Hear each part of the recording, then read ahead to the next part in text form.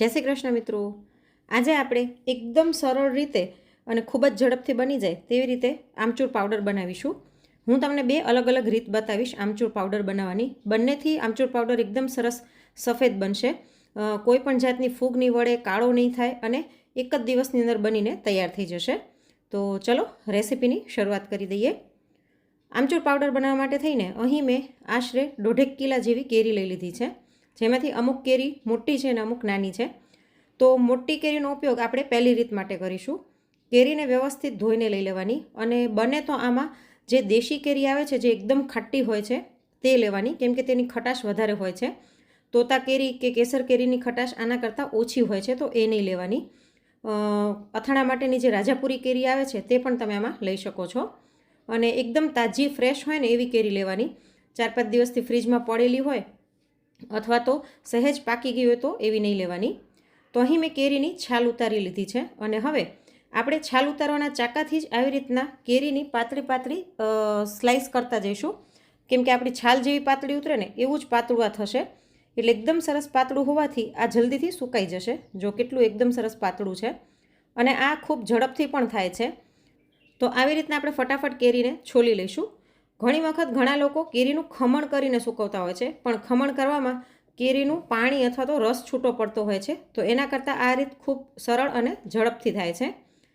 તો જો એકદમ સરસ આખી કેરીને મેં છોલી લીધી છે અને એકદમ ગોઠલો પાતળો નીકળ્યો છે। તો આવી જ રીતના હું બીજી 3 કેરીને છોલી લઈશ। તો જો અહીં મેં મોટી 4 કેરી હતી તેને છોલીને લઈ લીધી છે। તો આને આપણે પછી સૂકવીશું, અત્યારે આને હું સાઈડમાં રાખી દઉં અને બીજી રીત છે જેનાથી આપણે આમચૂર પાવડર બનાવવાના છીએ તે હું તમને બતાવી દઉં। તો એ રીત માટે કદાચ એકદમ મોટી કેરી નહીં હોય ને થોડીક નાની હશે ને તો પણ ચાલશે। તો જો જે નાની કેરી હતી ને એ મેં આ બીજી રીત માટે રાખી છે, કેમ કે આમાં આપણે કેરીની છાલ ઉતારી અને એના ટુકડા કરીને તેને પીસવાનું છે। અને આમાં કેરી કદાચ સાધારણ અંદર પાકા જેવી નીકળશે ને તો પણ ચાલશે, કેમ કે આની અંદર આપણે ગ્રાઇન્ડ જ કરવાનું છે આને, એટલે કંઈ વાંધો નહીં આવે। તો જો અહીં મેં બધી જ કેરીની છાલ ઉતારીને આવી રીતના ટુકડામાં સુધારી લીધી છે। હવે આપણે આને મિક્સર જારની અંદર નાખી દઈએ। આની અંદર આપણે પાણી, મીઠું કાંઈ જ એડ નથી કરવાનું। તમને એમ થતું હશે કે કેરી એકદમ કડક છે તો સરખી પીસાશે કે નહીં, પણ એકદમ સરસ પીસાઈ જાય છે, કંઈ વાંધો નથી આવતો। તો આને આપણે પાણી નાખ્યા વગર પીસી લઈએ। તો જો અહીં મેં કેરીને પીસી લીધી છે અને એકદમ સરસ આનો પલ્પ આવી રીતના તૈયાર થઈ જાય છે। જુઓ, જરાય અંદર ટુકડા કે ગાંઠા નથી રહ્યા। તો હવે આ બંનેને આપણે સુકવણી કરવાની છે। તો એના માટે થઈને આપણે બારે ફળિયામાં જઈએ। અહીં મેં એક પ્લાસ્ટિક પાથરી લીધું છે, તેની ઉપર આપણે તેલવાળું બ્રશથી આછું તેલ લગાડી લઈશું। કોઈ પણ જાતના સ્મેલ વગરનું તેલ હોય એવું તેલ લેવાનું અને તેલ લગાડ્યા પછી આપણે જે પલ્પ કરીને રાખ્યો હતો ને તે આની અંદર નાખી દઈએ। તો આવી રીતના આમચૂર પાવડર ખૂબ જ ઝડપથી બની જાય છે। એક દિવસની અંદર તમારો આમચૂર પાવડર બનીને તૈયાર થઈ જશે। તો આપણે પલ્પને આવી રીતના ફેલાવી દઈશું। આમાં પ્લાસ્ટિક સારી ક્વોલિટીની લેવાનું। જો તમારું પ્લાસ્ટિક સારી ક્વોલિટીનું નહીં હોય ને તો આ ચોંટી જશે। અને મેં ડીશમાં પણ ટ્રાય કરેલી છે, ડીશમાં તેલ લગાડીને તેમાં પણ આ પલ્પ આવી રીતના પાથર્યો હતો, પણ એમાં એકદમ ચોંટી જાય છે, તાવીતાથી એકદમ ઘસીને ઉખાડવું પડે છે। એટલે મેં બીજી વખત ટ્રાય કરી, એમાં મેં આવી રીતના પ્લાસ્ટિકમાં પાથર્યું। હજી મારે આ પ્લાસ્ટિક થોડુંક પાતળું હતું। આપણે ડબલ બેડના ગાડલાના જે ઉપર પ્લાસ્ટિક આવતા હોય છે ને તે એકદમ સરસ જાડા હોય છે ને સરસ ક્વોલિટીના હોય છે। જો એ પ્લાસ્ટિક હોય ને તો વધારે સારું। તો આવી રીતના આપણે પલ્પને પાતળો ફેલાવી દઈશું। બહુ અતિશય પાતળો પણ નહીં કરવાનો, નહીંતર ચોંટી જશે। અને જે આપણે કેરીને છોલીને રાખી હતી તેને પણ આવી રીતના સૂકવી દઈશું। તો આ કેરીને જે આપણે છોલી છે ને તેને સુકાતા 4 થી 5 કલાક જેવું લાગે છે, કેમ કે થોડુંક પ્રમાણમાં જાડું હોય છે। જ્યારે આપણે જે પલ્પ કર્યો ને એ તો 2 કલાકની અંદર સુકાઈ જાય છે। એટલે તમે ખાલી જો પલ્પ કરીને કરશો ને તો પણ તમારો આમચૂર પાવડર બની જશે। તો અહીં મેં બધી જ આવી રીતના કેરી સૂકવી દીધી છે। જો અહીં પલ્પ પણ સૂકવી દીધો છે અને સાથે જ કેરી જે છોલી હતી તે પણ સૂકવી દીધી છે। અને એકદમ સરસ આકરો તડકો આવતો હોય ને એવી જગ્યાએ રાખવાનું।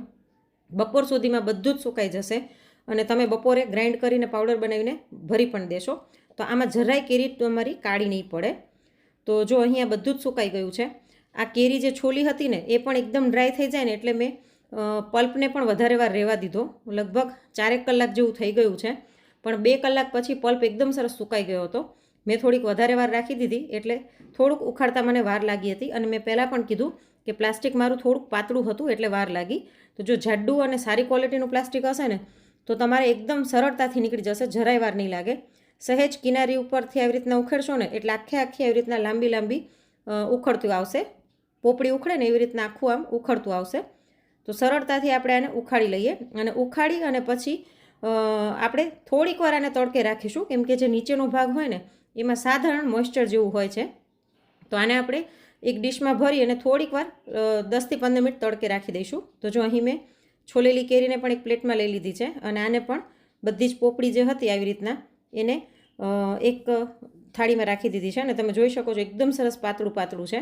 તો આને લગભગ 10-15 મિનિટ આપણે તડકો દેખાડી દઈએ, કેમ કે જે આપણે ઉખેડીને નીચેની બાજુ સાધારણ ભેજ હશે અને પછી આપણે આને ગ્રાઇન્ડ કરી લઈશું.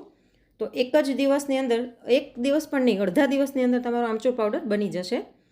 તો અહીં આપણે એક મિક્સર જાર લઈ લઈએ. તેની અંદર પહેલાં આને હું ગ્રાઇન્ડ કરીને બતાવું, જે આપણે છોલેલી કેરી હતી. તમે બેમાંથી કોઈ પણ રીતે આમચૂર પાવડર બનાવી શકો છો, બે રીતે એકદમ સરસ અને સફેદ જ બને છે.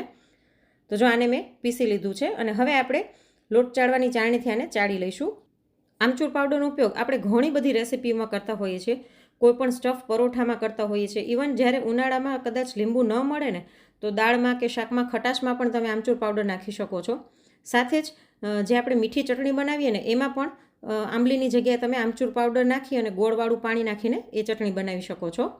તો અહીં મેં કેરી છોલેલી હતી તે બધી જ પીસી લીધી છે અને હવે જે આપણે પલ્પ પાથર્યો હતો એને પણ હું પીસીને તમને બતાવી દઉં. એને આપણે આવી રીતના દબાવીને મિક્સર જારમાં ભરી લઈશું અને આને પણ આપણે પીસી લઈએ. તો બેમાંથી કોઈ પણ રીતે તમે આમચૂર પાવડર બનાવીને તૈયાર કરી શકશો. તો આ બેમાંથી કઈ રીત તમને વધારે સરળ અને સારી લાગી તે મને કોમેન્ટમાં એક વખત જરૂરથી જણાવજો. તો જો આ પલ્પ પણ હું તમને બતાવી દઉં. આ આપણો જે કેરીનો પલ્પ કર્યો હતો તેનું આમચૂર પાવડર છે અને જે કાથરોટમાં છે તે કેરી છોલીને કરી હતી એ વાળો આમચૂર પાવડર છે. તો બંને રીતે એકદમ પરફેક્ટ આમચૂર પાવડર બને છે. જુઓ, એકદમ વ્હાઈટ અને સરસ બને છે. તો આવી રીતના થોડીક કેરીમાં ઘણો બધો આમચૂર પાવડર બનીને તૈયાર થઈ જશે. તો મેં બધો જ આમચૂર પાવડર મિક્સ કરીને આવી રીતના કાથરોટમાં લઈ લીધો છે અને હવે હું બોટલ ભરી લઈશ. તો આ કેરીની સિઝનમાં તમે પણ એક વખત આવી રીતના આમચૂર પાવડર બનાવી અને બોટલ ભરીને જરૂરથી રાખી લેજો. આખું વરસ કામ આવશે. અને આજનો આ વિડીયો જરા પણ તમને ઉપયોગી લાગ્યો હોય ને તો લાઇક કરીને વધુમાં વધુ શેર પણ કરજો અને આવા જ અવનવા વિડીયોઝ જોવા માટે ચેનલને સબસ્ક્રાઈબ કરવાનું ના ભૂલશો. જલ્દી જ મળીશું એક નવા વિડીયો સાથે. Thanks for watching.